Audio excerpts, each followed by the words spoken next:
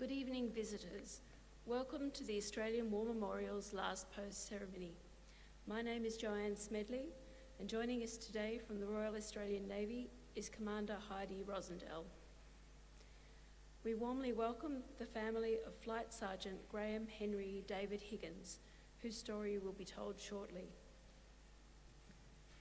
We welcome the veterans who have served, those that are still serving, and the families that support them. We acknowledge the members of RSL and Services Clubs Association, RSL Victoria, and RSL Queensland, who are watching the broadcast of this ceremony across Australia.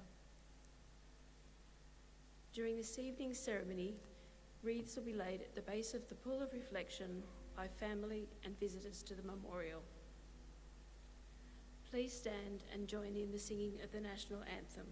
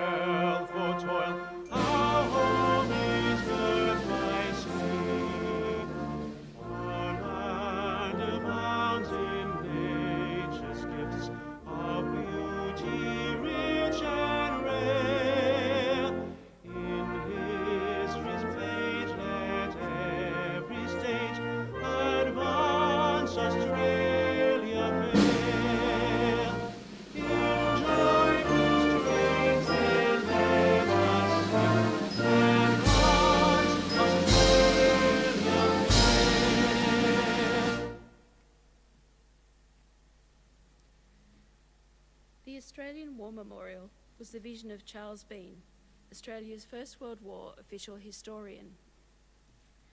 Bean landed with the Australian troops on Gallipoli and stayed with them at the front through to the end of the war. The idea of this national memorial and museum came to him at Pozières, France, in the depths of the bloody fighting of 1916. Bean's idea was that this would be a place where families and friends could mourn loved ones buried in faraway places. It would also be a place that could help all Australians understand what these men and women had endured and what they had done for us. Bean's vision, to which we remain true, is best expressed as inscribed in the entrance to the memorial's galleries. Here is their spirit, in the heart of the land they loved, and here we guard the record which they themselves made. Tonight we will read the story behind just one of those on the Roll of Honour, which lists the names of more than 102,000 men and women who have given their lives for us in war and operations for more than a century. But first, we present a lament, Flowers of the Forest. Wreaths of floral tributes will now be laid at the base of the Pool of Reflection.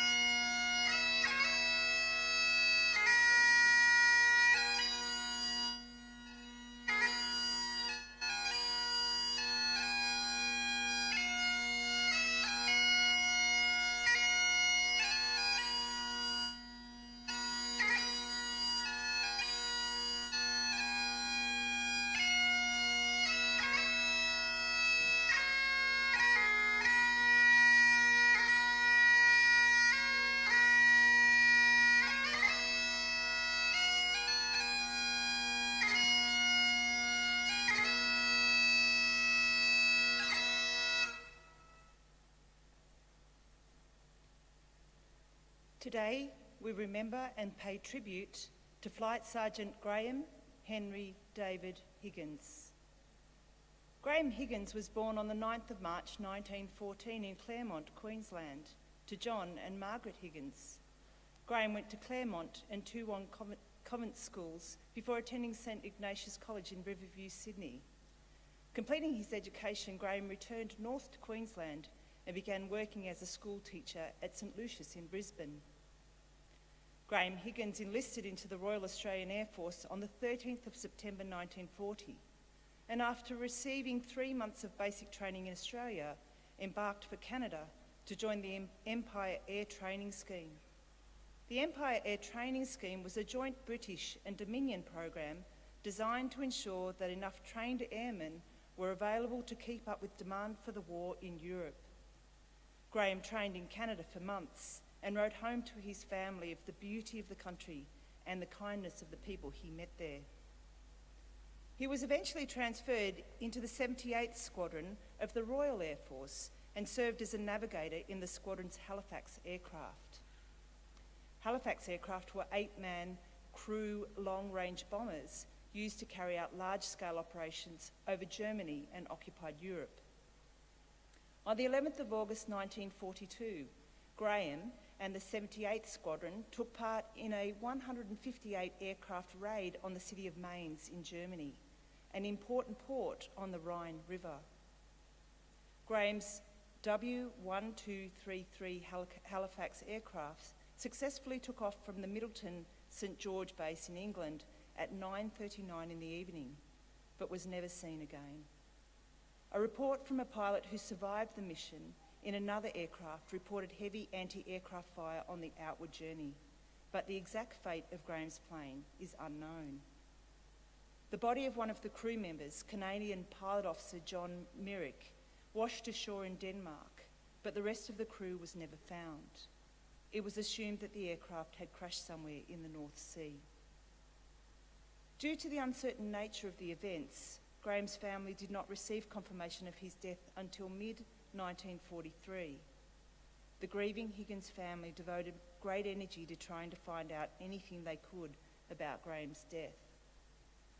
In a letter to the father of John Myrick, Graham's Canadian crew member whose body was found, Graham's mother noted that she knew very little and wrote, "I'm appealing to you to write and give me any information that you can on the matter. The tension of not knowing whether our sons are dead or alive is heartbreaking. I am sure you feel the same."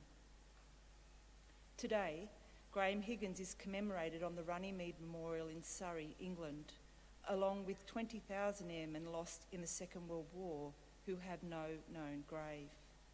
His name is listed on the Roll of Honour on my left, among almost 40,000 Australians who died while serving in the Second World War. His photograph is displayed today beside the pool of reflection. Graham can be seen second from the left. This is but one of the many stories of service and sacrifice told here at the Australian War Memorial. We now remember Flight Sergeant Graham Henry David Higgins, who gave his life for us, for our freedoms, and in the hope of a better world.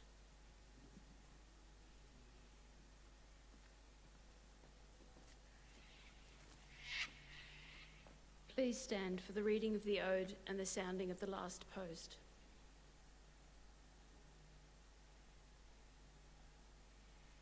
They shall grow not old, as we that are left grow old. Age shall not weary them, nor the years condemn. At the going down of the sun and in the morning, we will remember them. We will remember them.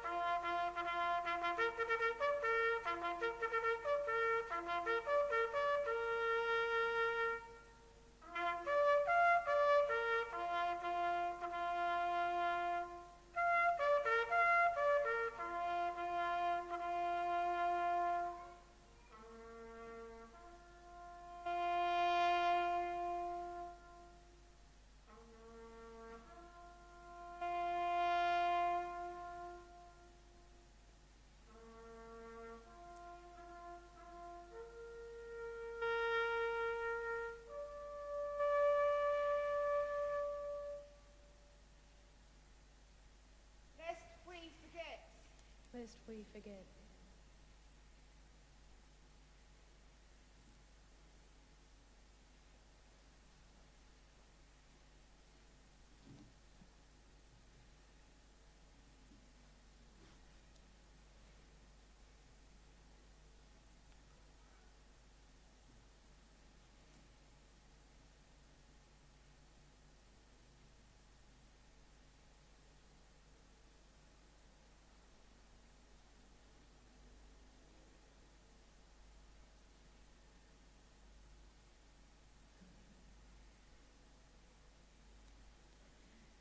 We leave you this evening with the words of the memorial's founder, Charles Bean. Many a man lying out there at Poziere or in the low scrub at Gallipoli with his poor, tired senses barely working through the fever of his brain has thought in his last moments, well, it's over. But in Australia, they will be proud of this. Ladies and gentlemen, girls and boys, that concludes the last post ceremony. We thank you for visiting the Australian War Memorial and wish you a very good evening.